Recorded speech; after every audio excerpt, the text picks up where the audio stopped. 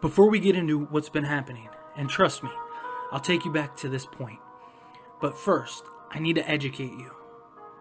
There are 7 classes of demons in hell.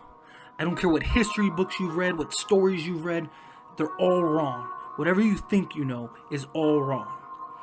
The first and highest rank are kings. Basically, Lucifer's right hands.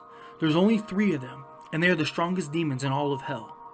Said to rival angels, and some argue even the weaker archangels. They were the first fallen and angels at one time. They were said to be the strongest 3 angels to fall from heaven. They hated God as much as Lucifer does, and thus turned them into grotesque monsters. It's said just the sight of them will make a human's heart stop in fear.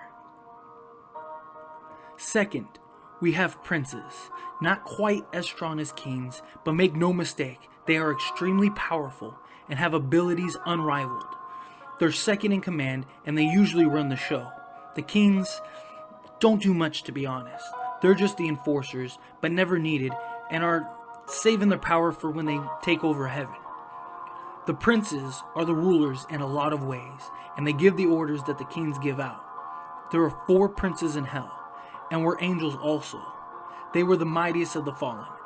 Basically, outside of the 3 strongest angels to fall, these were the baddest, twisted by Lucifer and made into these princes.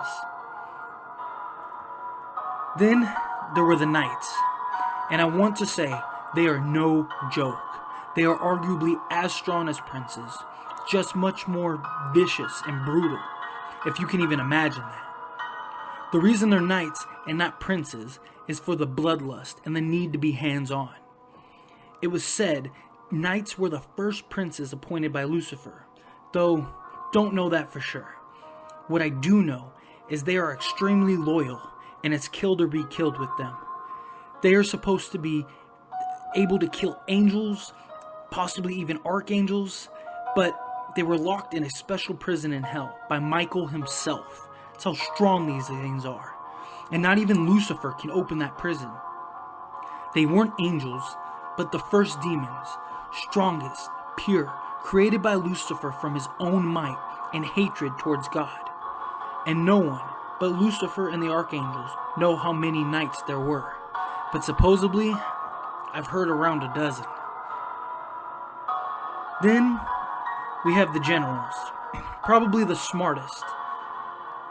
Weaker than the knights by sort of a long shot to say, under the radar, but strong nonetheless. They are the ones that lead the soldiers that Lucifer has, and are the ones that are actively opening gates of hell and trying to break the seals. They formulate the plans, and the soldiers execute. There are 3 generals as far as I know. Lucifer doesn't want many because he essentially doesn't want a bunch of managers managing each other. These were the middle tier angels that fell, and were corrupted, of course, by Lucifer. Now, the soldiers. They fight. Not strong when compared to the other ranks I spoke of, but have abilities and have that bloodlust and kill or be killed mentality. Up until recently, soldiers were locked away, but are free thanks to the seals being broken. There were hundreds, if not thousands of them. These were said to be the lower tier angels that fell, and have been, how should I say this, pain in my ass since the first seal was broken. I've been fighting them like crazy, and I've killed probably close to 100 by now, but it's never enough, and it's really not easy. They fight several at a time, and again, have abilities and are really strong. But luckily, with each fight and each kill, I grow stronger. So, they're getting a little easier. Anyways, then you have the workers. They're the pencil pushers, so to speak. If you ever made a deal with a demon, it was a worker. They are the soul collectors, and mostly the ones that possess people. All the stories you've heard of people selling their souls or speaking to a demon or even possession, that was a worker. To human standards, they are strong and have some abilities, but demon standards, they're actually quite weak, which speaks to the strength of all the other demon ranks I've mentioned, because if you have ever seen a possessed person, you know what they're capable of. These were once human souls that were turned demon, and worked their way up the ladder and granted abilities by the kings. There are about several hundred of them. Luckily, they are just a milk run for me, but a pain nonetheless. I don't need my weapons to deal with them. I can kill most of them with my abilities and drag them out of the bodies they're possessing. Lastly, you have the minions. They are the ones that do the torturing in hell. They were all human ones, and over time were tortured and twisted to become demons. They never leave hell and have no real abilities. They're as strong as humans would be, I guess, and really pose no real threat, but are essentially cattle in the eyes of the higher tier demons. The numbers of them, though, are astonishing. There are millions of them and counting. Millions of souls go into hell daily. And the idea is to eventually, once every seal is broken, flood the earth with these minions.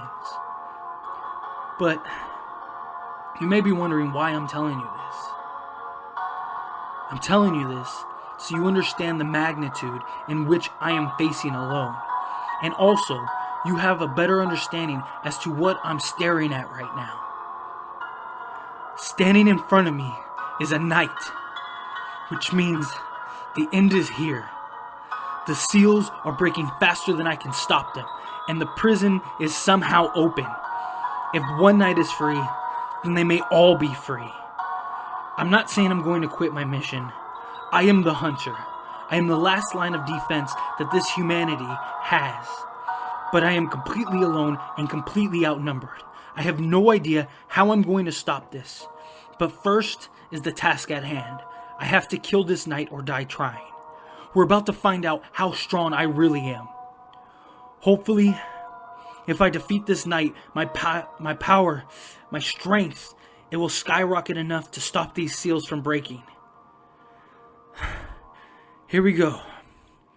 Wish me luck. For all of our sakes.